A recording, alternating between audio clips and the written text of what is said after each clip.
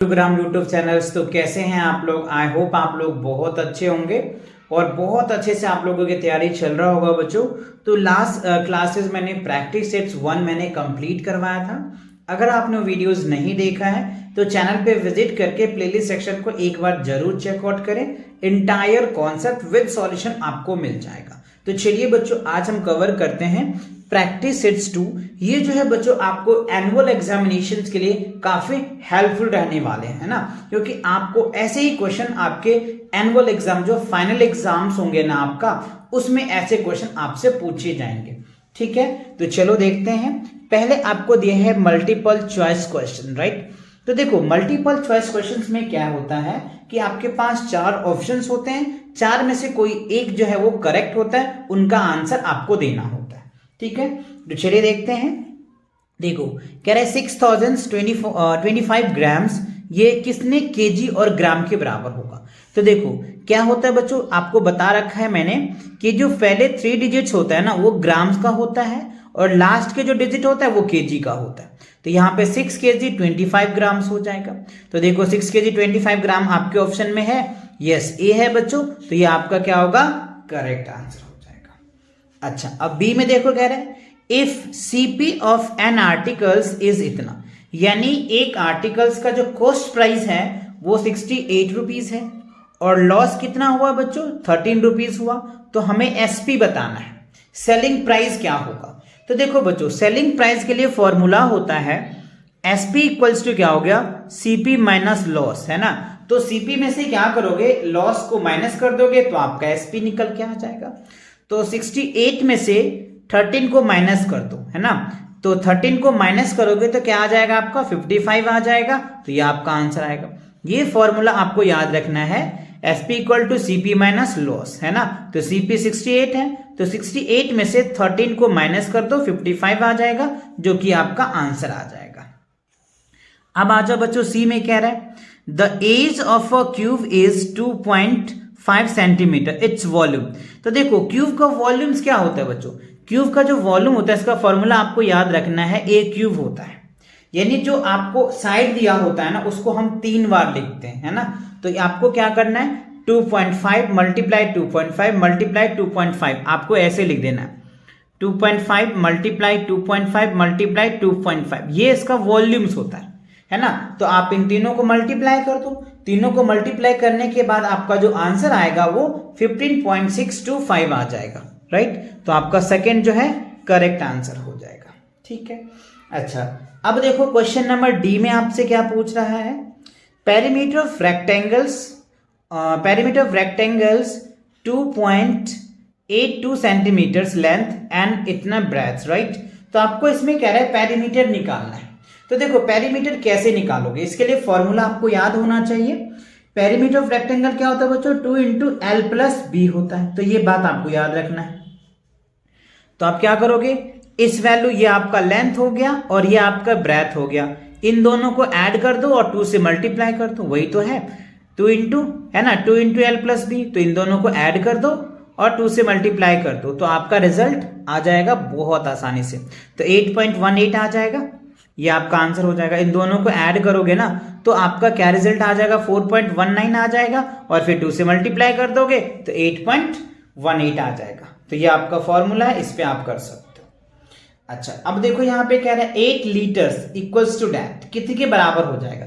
तो पता है बच्चों 8 लीटर्स है, उसको किलोलीटर में चेंज करोगे तो 1000 से हमें क्या करना होता है, डिवाइड करना पड़ता है, राइट। तो 1000 से अगर हम डिवाइड करेंगे तो 0.008 केजी आ जाएगा, राइट। और इन यूनिट ये वाला आ जाएगा 0.008 KL आ जाएगा, किलो लीटर आ जाएगा।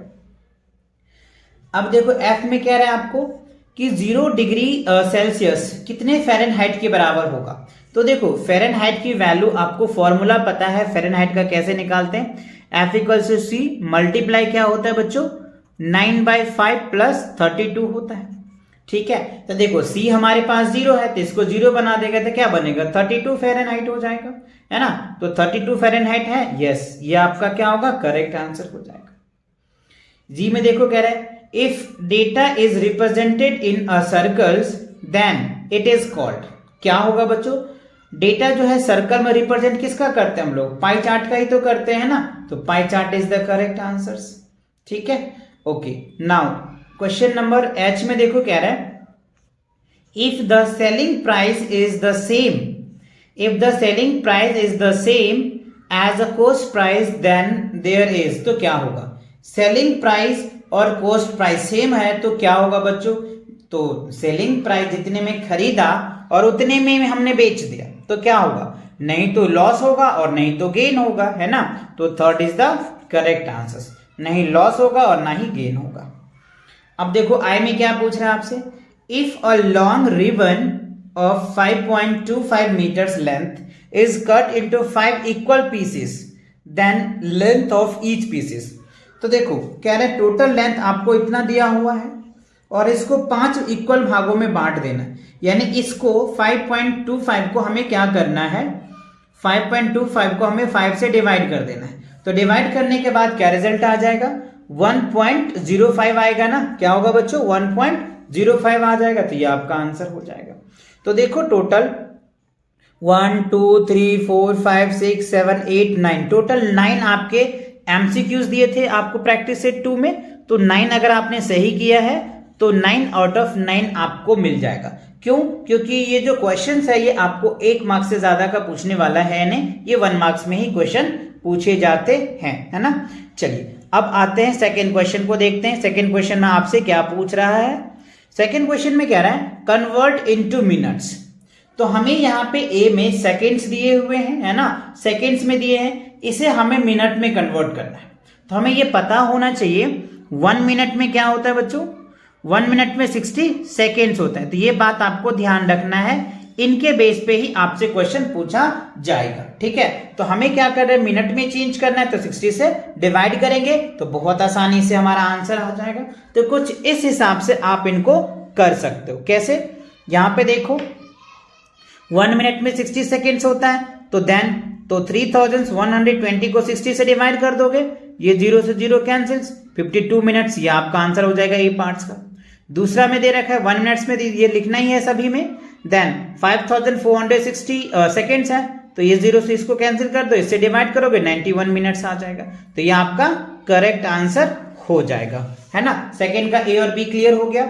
अच्छा अब देखो बच्चों थर्ड क्वेश्चन में हमसे क्या पूछ रहा है, on hot summer day the temperatures in Mumbai was 40 degree Celsius and the temperatures in Trivandrum was 35 degree Celsius, find the difference in temperatures Fahrenheit। तो हमें मुंबई का और त्रिवंद्रम का जो है टेम्परेचर का डिफरेंस हमसे पूछ रहा है, किसमें, फ़ारेनहाइट में। तो देखो पहले डिग्री सेल्सियस है, तो इसे हमें क्या करना है बच्चों, पहले हमें फ़ारेनहाइट में कन्वर्ट कर लेना है। फ़ारेनहाइट में कन्वर्ट करने के बाद हम क्या करेंगे, उसका डिफरेंस निकालेंगे, तब जाकर के हमारा करेक्ट आंसर आएगा। तो देखो करना कैसे है, देखो इस हिसाब से बच्चों आपको सॉल्व करना है प्रॉपर तरीके से। पहले हमने फ़ारेनहाइट मुंबई का फॉर्मूला आपको पता है क्या होता है, C इंटू 9/5 प्लस 32, तो C की वैल्यू हमने पुट कर दिया, ठीक है, इससे इसको डिवाइड कर दो तो कितना हो जाएगा, 8 पंचे 40, तो 9 72 प्लस 32 104 आ गया फ़ारेनहाइट। अब यहाँ पे देखो C इंटू क्या होता है 9/5 प्लस 32, तो इसके इसको डिवाइड कर दो तो ये कितना हो जाएगा, 7 पंचे 35, 9 7 63, 63 प्लस 32 95 फ़ारेनहाइट आ गया। अब इन दोनों का डिफरेंस कर दो, तो F मतलब मुंबई का और त्रिवेंद्रपुरम का दोनों का कर दोगे, 104 माइनस 95 9 डिग्री फ़ारेनहाइट क्या रहा, डिफरेंस रहा, है ना। तो दोनों का जो टेम्परेचर्स है फ़ारेनहाइट में 9 डिग्री का फर्क है ना, 9 डिग्री फ़ारेनहाइट का क्या है बच्चों, डिफरेंस है। ठीक है, अब देखो क्वेश्चन नंबर 4 में आपसे क्या पूछ रहा है, क्वेश्चन नंबर 4 में कह रहा है इफ द स्क्वायर, कह रहा है if the area of a square is 49 square meter, what is the length of its sides। कह रहा है एक स्क्वायर है, ध्यान देना बच्चों, कह रहा है कि एक स्क्वायर है आपके पास, ये बच्चों आपको स्क्वायर दे दिया गया है, ठीक है। अब कह रहा है कि इसका एरिया आपको दे दिया है, ठीक है, एरिया आपको दे दिया है कि कह रहा है कि आप इसका साइड बताओ जी, है ना, इसका साइड क्या होगा। तो इसके लिए आपको पता है एरिया ऑफ स्क्वायर क्या होता है, साइड इंटू साइड होता है ना। तो हमें इसको ऐसे 2 नंबर में बदलना है जो आपका आ जाए। तो 7 इंटू 7 49 हो जाता है, तो इसका साइड 7 बनेगा, 7 बनेगा, 7 और 7 आ जाएगा। अब 7 7 जा 49, दैट मीन्स करेक्ट, है ना। तो ये तो आपको ओरली समझना था, समझ गए आप, लेकिन रिटनली कैसे करेंगे, है ना। तो रिटन में कुछ इस हिसाब से भी आप कर सकते हो बच्चों। Area of square side into side, तो 49 साइड इंटू साइड, तो 49 को 2 ऐसे नंबर में तोड़ने हैं जो इक्वल आ जाए। तो 7 इंटू 7 इक्वल भी है, तो आपका लेंथ ऑफ इट साइड क्या हो जाएगा, 7 मीटर आ जाएगा, है ना। तो ये आपका आंसर बन जाएगा। अब देखो क्वेश्चन नंबर 5 में आपसे क्या पूछ रहा है, if the volume of cuboid of 8 metres length and 6 metre breadth is 144 metre cube, what is its height. मतलब कह रहे एक क्यूबॉइड है, उसका आपको लेंथ दे दिया है, ब्रेथ दे दिया हुआ है और वॉल्यूम दे दिया है, और हमसे पूछ रहा है कि उसका हाइट बताओ। तो बहुत इजी है बच्चों, volume of cuboid length into breadth into height, है ना। इससे हेल्प से आप बहुत आसानी से निकाल सकते हो। तो चलिए हम आपको दिखाते हैं। यहां देखो, लेंथ ऑफ क्यूबॉइड्स 8 मीटर हो जाएगा, ब्रेथ ऑफ क्यूबॉइड 6 मीटर हो जाएगा, और हाइट तो हमको निकालना ही है। वॉल्यूम हमको ये दिया हुआ है, तो now volume of cuboid length into breadth into height, तो height equals to volume upon में एल इंटू बी। तो वॉल्यूम इतना दे रखा है और इसको मल्टीप्लाई कर दो, तो 8 6 48, 144 को आप डिवाइड करोगे तो क्या हो जाएगा, 3 मीटर आ जाएगा, है ना। कुछ इस हिसाब से मैंने कर रखा है। 144 को 48 से डिवाइड कर दो तो 3 मीटर आ जाएगा। इट्स हाइट कितना हो जाएगा, 3 मीटर आ जाएगा आपका आंसर, है ना। ओके, अब आ जाओ क्वेश्चन नंबर 6 में। देखो आपसे क्या पूछ रहा है, how many cans of 1.2 liter capacity are required to fill 12 decaliters of oils। तो देखो हमें कह रहा है कितने कैंस होंगे 12 डेकालीटर्स का, है ना। 1.2 लीटर्स कैपेसिटी है उसका कैन का। How many cans 1.2 litres capacity are required to fill 12 decalitre of oils.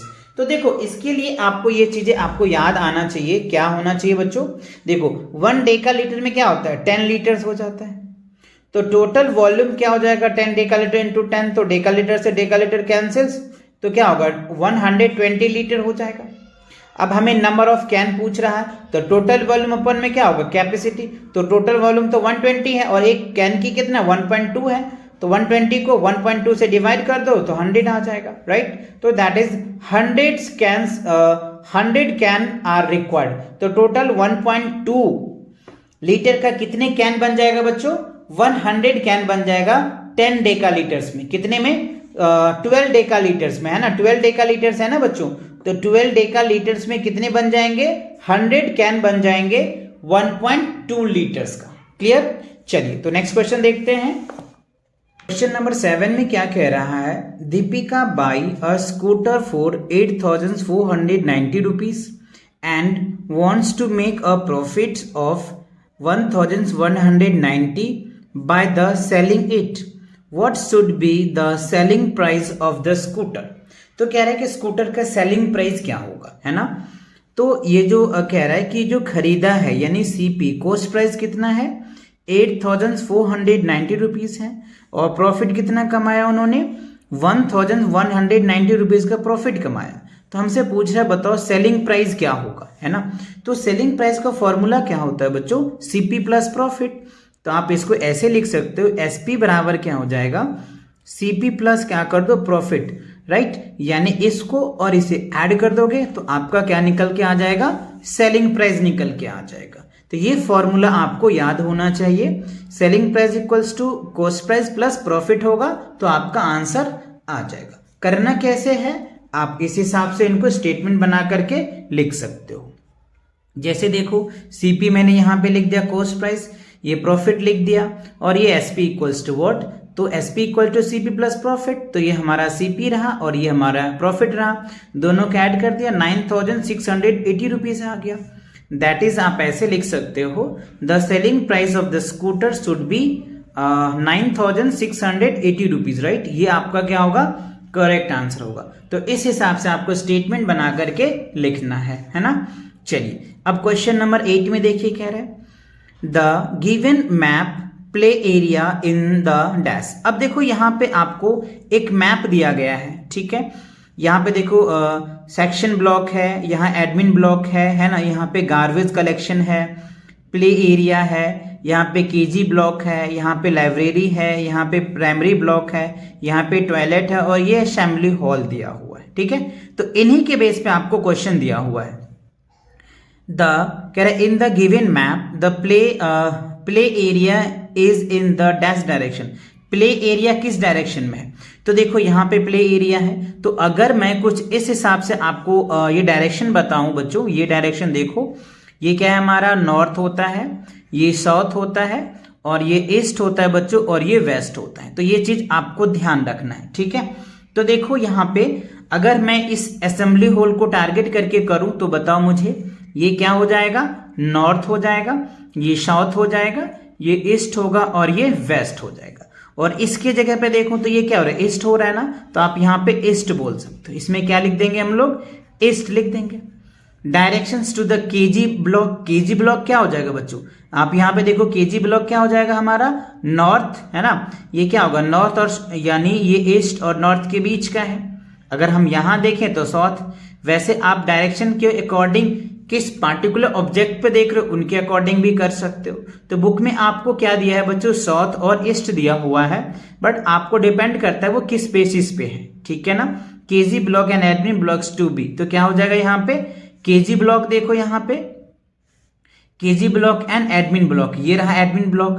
तो ये क्या हो जाएगा, एडमिन ब्लॉक जो होगा वो साउथ में हो जाएगा, तो यहाँ पे आप साउथ लिख सकते हो, ठीक है। तो ईस्ट और साउथ आपका आंसर बन जाएगा, ठीक है। तो ये आपको डायरेक्शन आइडेंटिफाई करना था। तो ये आप ध्यान रखना, जब भी आप नोटबुक पे बनाओगे ना बच्चों, तो ये नॉर्थ होता है, ये साउथ होता है, ये ईस्ट होता है और ये वेस्ट होता है। इन दोनों के बीच में आप क्या लिख सकते हो, ईस्ट और नॉर्थ लिख सकते हो। इन दोनों के बीच में नॉर्थ और वेस्ट लिख सकते हो।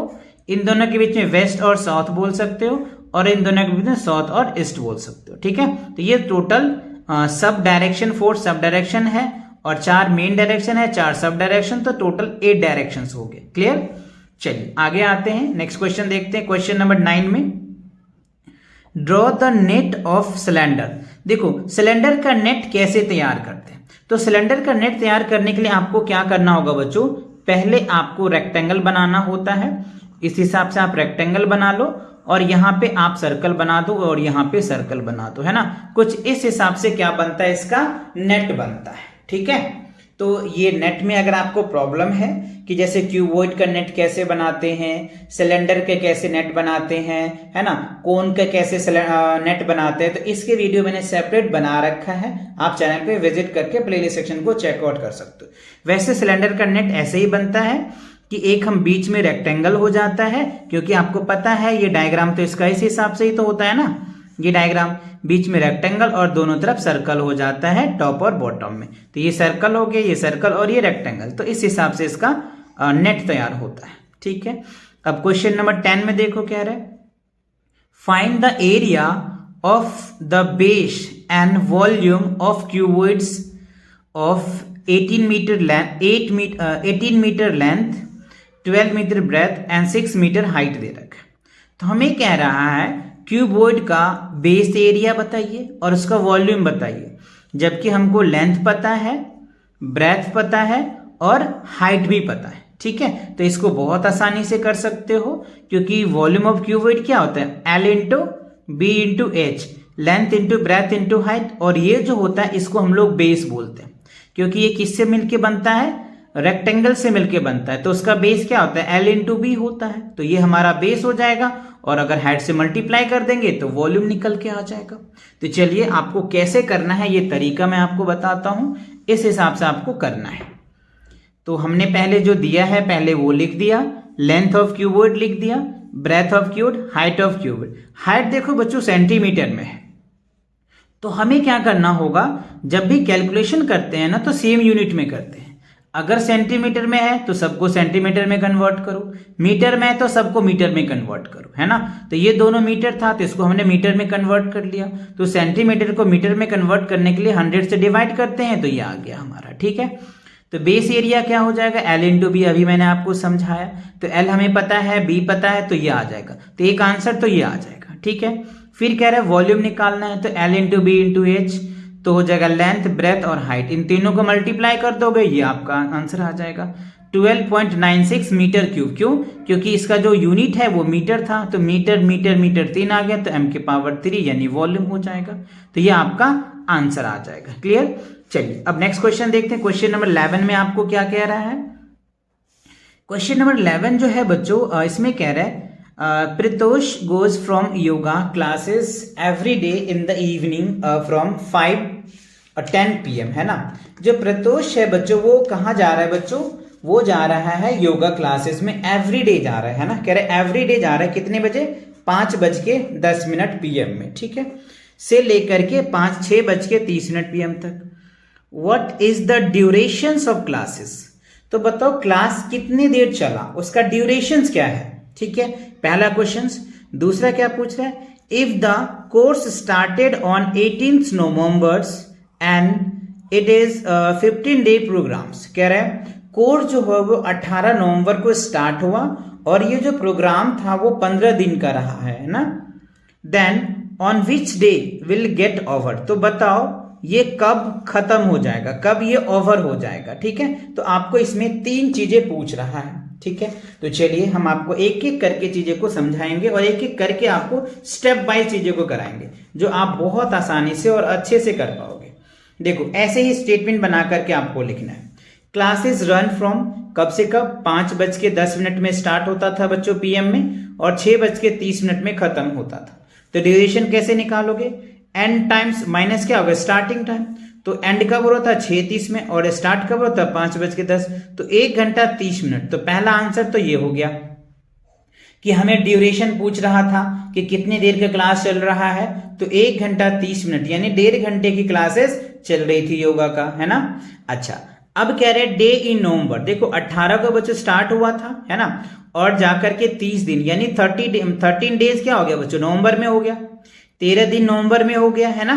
अच्छा तो रिमेनिंग डे कितना बचा, तो 15 में से 13 जाएगा तो 2 बच गया, तो 2 क्या होगा, 2 दिसंबर को जाकर के खत्म हो जाएगा, है ना, क्योंकि 13 दिन नवंबर में हो गया और 2 दिन दिसंबर में होगा, है ना। So remaining 2 days fall in December, that is 2 दिसंबर, है ना। तो ये आपका आंसर बन जाएगा, यानी ये 18 नवंबर को स्टार्ट हुआ और 2 दिसंबर को जाकर के ये ओवर हो गया, ठीक है। तो ये बात आपको पता चल गया, और 13 दिन नवंबर में लगा, 2 दिन दिसंबर में हुआ, तब तो 15 दिन का प्रोग्राम होगा ना।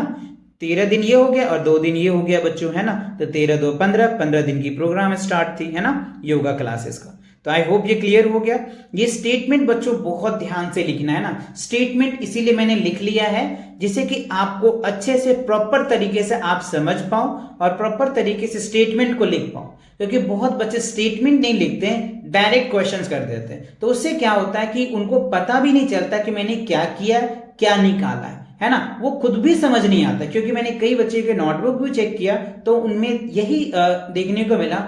इस वजह से मैं प्रॉपर स्टेटमेंट के साथ आपको करवाता हूं कि आप इन्हें प्रॉपर स्टेटमेंट के साथ प्रैक्टिस करो, जो आपकी हैबिट अच्छे रहेगा तो आगे जाकर के और अच्छा आप स्कोर कर पाओगे, है ना। चलो अब क्वेश्चन नंबर 12 में देखो क्या कह रहा है हमसे। Ritu bought 3 apples for 20, she sold each apples for 10 rupees. What is the total loss or profit? बहुत अच्छा क्वेश्चन है। क्वेश्चन में हमें कह रहा है कि जो रितु है वो 3 एप्पल 20 रुपया में परचेज करता है, यानी कॉस्ट प्राइस ये हो गया 3 एप्पल का, और 1 एप्पल जो वो बेचते हैं वो 10 रुपया का बेचता है। तो बताओ कि उससे लॉस होगा या प्रॉफिट होगा, तो डेफिनेटली प्रॉफिट ही होगा बच्चों।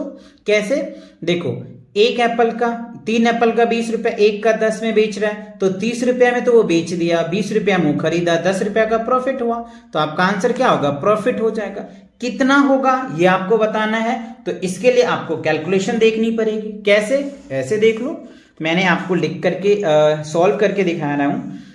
3 एप्पल का कॉस्ट कितना होगा, 20 रुपीज। ईच एप्पल सेल यानी कोस्ट सेलिंग प्राइस 3 × 10 30 रुपीज में, तो देखो सीपी से एसपी बड़ा है, यानी सीपी से जब एसपी बड़ा होता है बच्चों तो प्रॉफिट होता है ना। तो profit equal to SP minus CP, तो 30 में से 20 कर दो तो 10 रुपीज का हो जाएगा। हैंस टोटल प्रॉफिट कितना हो जाएगा, 10 रुपीज का प्रॉफिट हुआ, है ना। तो ये आपको करके भी हमने दिखा दिया। वैसे क्वेश्चन में पूछ रहा था बताओ प्रॉफिट हुआ या लॉस हुआ, तो आप क्या बोलोगे, प्रॉफिट हुआ। कितना का हुआ, 10 रुपया का प्रॉफिट हुआ, है ना। चलो अब क्वेश्चन नंबर 12 में देखो क्या रहा है, कन्वर्ट इनटू सेल्सियस। देखो फ़ारेनहाइट में दिया हुआ है वैल्यू, फ़ारेनहाइट में दे रखा है, फ़ारेनहाइट में दिया है, और इसे हमें क्या करना है, डिग्री सेल्सियस में कन्वर्ट करना है, राइट। तो देखो डिग्री सेल्सियस के लिए फॉर्मूला बच्चों क्या होता है, देखो डिग्री सेल्सियस के लिए फॉर्मूला होता है 5/9 और F-32, राइट। F जो होता है उसको हम लोग फ़ारेनहाइट बोलते हैं। तो ये फॉर्मूला आपको याद रखनी है। जब आपको किसी फ़ारेनहाइट को डिग्री सेल्सियस में कन्वर्ट करना है तो ये फॉर्मूला लगाओगे, और अगर आपको फ़ारेनहाइट में चाहिए तो C इंटू क्या होता है 9/5 प्लस 32 होता है ना। तो ये आपको फ़ारेनहाइट के लिए होता है। तो ये दोनों फॉर्मूला बहुत ही इंपॉर्टेंट है बच्चों क्लास 5th के लिए, एवं क्लास 6 के में भी ये चीजें आते हैं। तो आप इन दोनों फॉर्मूले को अच्छे से याद कर लेंगे। जब आपको कन्वर्ट करना होगा सेल्सियस में तो आप ये फॉर्मूला लगाएंगे, जब फ़ारेनहाइट में कन्वर्ट करेगा तो आपको उसके हिसाब से दो फॉर्मूला है, दोनों आप अच्छे से याद कर सकते हो। चलो तो देखो इनके सभी पार्ट्स को एक एक करके हम लोग सॉल्व करेंगे। देखो यहाँ पे हमने सॉल्व कर रखा है जिससे कि आप आसानी से समझ पाओगे। 86 डिग्री फ़ारेनहाइट है, तो अभी हमने फॉर्मूला बताया डिग्री सेल्सियस के लिए 9/5 F-32, तो ये फॉर्मूला है। आप इनको चाहो तो हाईलाइट कर लेना।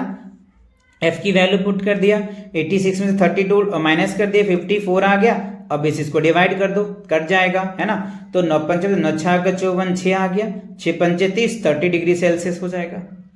अब यहाँ पे 50 डिग्री फ़ारेनहाइट है, तो देखो फॉर्मूला हमने यहाँ पे लिखा, फॉर्मूला को आप हाईलाइट कर लेना, ठीक है। तो 50 में से 32 करोगे 18, तो 9 दूनी 18, 2 आ जाएगा, 5 2 10, 10 डिग्री सेल्सियस आ जाएगा।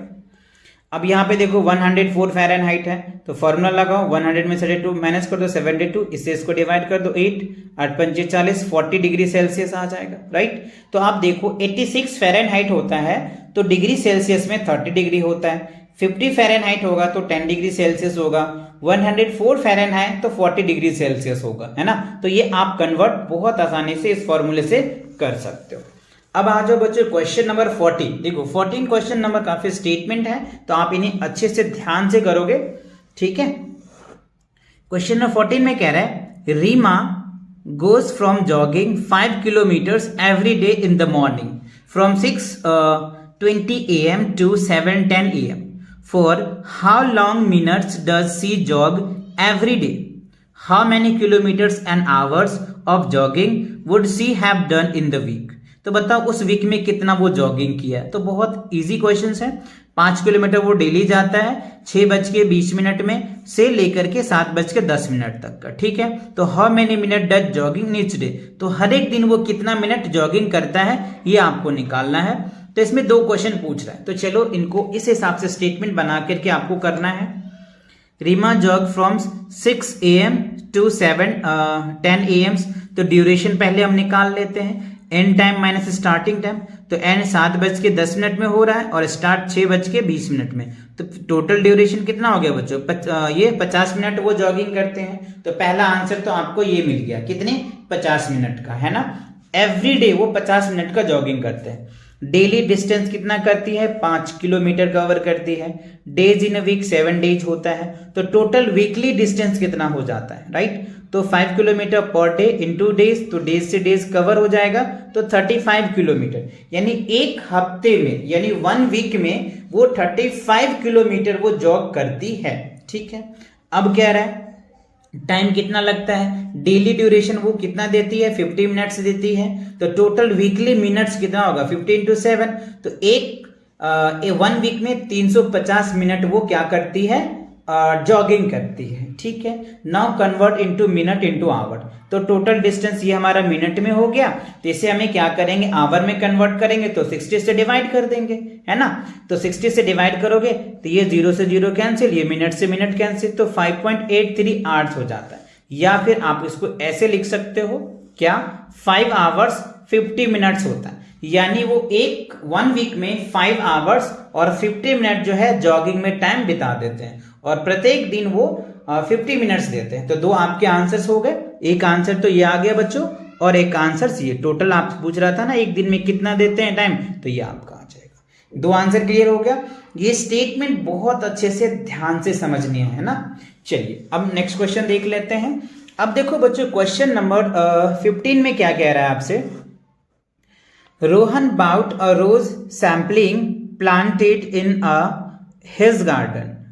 The day he planted it was 10 centimeter long, on third day 12 centimeter long, fifth day 15 centimeter long, seventh day 20 centimeter long, and 10th day 25 centimeters long. Draw the line graph, represent the data. तो हमें कह रहा है इस data का आप line graph बना करके मुझे बताइए, ठीक है। तो देखो बच्चों लाइन ग्राफ कैसे बनाओगे, तो लाइन ग्राफ के लिए मैंने आपको क्लियर कराया था और समझाया भी था बहुत अच्छे से। जो चैप्टर 14 थे उसमें आपको ग्राफ के बेसिस पे ही था, डेटा हैंडलिंग के बेसिस पे। तो मैंने यहाँ पे कुछ फ्यू चीजें लिख रखा है जिससे कि मैं आपको समझा पाऊं। देखो यहाँ पे हमने क्या किया बच्चों, डेज लिख दिया। फर्स्ट डे देखो है ना, ये हमने यहाँ पे डे एक्स एक्सिस पे डे को शो कर दिया, और वाई एक्सिस पे हमने जो प्लांट की साइज है, किस हिसाब से वो ग्रो कर रहा है, उसका लेंथ किस हिसाब से बढ़ रहा है, वो मैंने यहाँ पे वाई एक्सिस पे शो कर दिया है, ठीक है। तो ये हमारा डे है। तो फर्स्ट डे जो है वो 10 सेंटीमीटर जो है वो चलता है, यानी इतना वो उसकी हाइट होती है। थर्ड डे जो है उसकी हाइट जो होता है बच्चों 12 सेंटीमीटर हो जाता है, तो यहां से लिख दिया हमने। फिफ्थ डे जो है 15 सेंटीमीटर हो जाता है। सेवेंथ डे जो है वो 20 सेंटीमीटर लॉन्ग हो जाता है, और 10th डे जो है 25 डे होता है। तो चलिए अब इसको मिला देते हैं। देखो ये हमारा एक लाइन ग्राफ बन जाएगा, ये बन गया हमारा लाइन, यहां से फिर ये राइज कर रहा है, फिर ये राइज कर रहा है, राइट। तो ये हमारा क्या हो गया बच्चों, लाइन ग्राफ। ये जो हमने ग्राफ बनाया इसको बोलते हैं लाइन ग्राफ। तो इस लाइन ग्राफ से हमें ये पता चल रहा है जो सैंपलिंग किया जा रहा है प्लांट्स का, और वो किस हिसाब से इंक्रीज कर रहा है डे बाय डे। वो देखो यहाँ फर्स्ट डे से स्टार्ट कर दिए तो ये राइज कर रहा है ना, इसको बोलते हैं हम लोग लाइन ग्राफ। आप इसे ग्राफ पेपर पे बनाना बच्चों, बहुत ही अच्छा और अच्छा लगेगा ये ग्राफ पेपर पे बनाओगे, और सारी चीजें एक्यूरेट होगा। वैसे मैंने आपको समझाने के लिए ऐसे लाइन खींच दिया है ना, और 1-2 बार मैंने पेंसिल भी चला दिया तो थोड़ा ज्यादा मोटा हो गया, बट आप इनको एक बार अच्छे से स्केल से बनाना ग्राफ पेपर पे, बहुत ही अच्छा बनेगा, है ना, और ईजी भी लगेगा आपको, ठीक है। चलिए नेक्स्ट क्वेश्चन देख लेते हैं। अब देखो क्वेश्चन नंबर 16 में क्या कह रहा है हमसे कि एक रेक्टेंगल है, सॉरी क्या है बच्चों, एक रेक्टेंगुलर बेड दिया हुआ है ऑफ ग्रास, कितना है 25 सेंटीमीटर लॉन्ग है and 32 metres boards. Find the area regions cover the grass in the given bed, also find the length. तो देखो जब भी एरिया है तो एरिया तो आपको पता है उसके अंदर की नीचे निकालने होते हैं, और फाइंड द लेंथ निकालना होता है ना, needed to the fencing to the rectangular bed, है ना, तब हमें पेरीमीटर निकालना है। यानी हमें क्या करना है, ये जो रेक्टेंगुलर बेड है ना, इसका हमें एरिया निकालना है और पेरीमीटर निकालना है, राइट। जबकि हमें लेंथ पता है और ब्रेथ भी पता है। तो लेंथ पता है, ब्रेथ पता है, तो एरिया निकल जाएगा, और फिर हम उसका पेरीमीटर भी निकाल लेंगे, है ना। तो आप इस हिसाब से इनको लिख सकते हो प्रॉपर स्टेटमेंट के साथ। यहां पे देखो बच्चों हमने लिखा है लेंथ ऑफ रेक्टेंगुलर बेड इतना, ब्रेथ ऑफ रेक्टेंगुलर बेड इतना, area of rectangular bed L into B. तो 25 को 32 से मल्टीप्लाई कर दो, 800 आ जाएगा। तो 800 मीटर स्क्वायर जो है एरिया आ जाएगा, ठीक है। पेरीमीटर निकालोगे तो 2 इंटू एल प्लस बी होता है, तो 2 L की वैल्यू पता, B की वैल्यू पता, तो 25 और 32 को ऐड करो 57 आ जाएगा, और इसको 2 से मल्टीप्लाई कर दो 114 आ जाएगा। तो हमें जो लेंथ आ गया बेड का, वो लेंथ कितना होगा 114 मीटर लेंथ हो जाएगा, और जो एरिया है बच्चों वो कितना आ जाएगा 800 मीटर स्क्वायर आ जाएगा, ठीक है।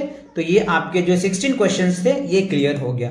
तो ये जो बच्चों आपको प्रैक्टिस सेट्स दिया हुआ था, है ना, ये प्रैक्टिस सेट जो 2 है इसमें टोटल आपके 16 क्वेश्चन दिए जा रहे थे। तो ये 16 क्वेश्चन अच्छे से आपके क्लियर हो गए। इससे पहले हमने प्रैक्टिस सेट 1 कवर करवा दिया था।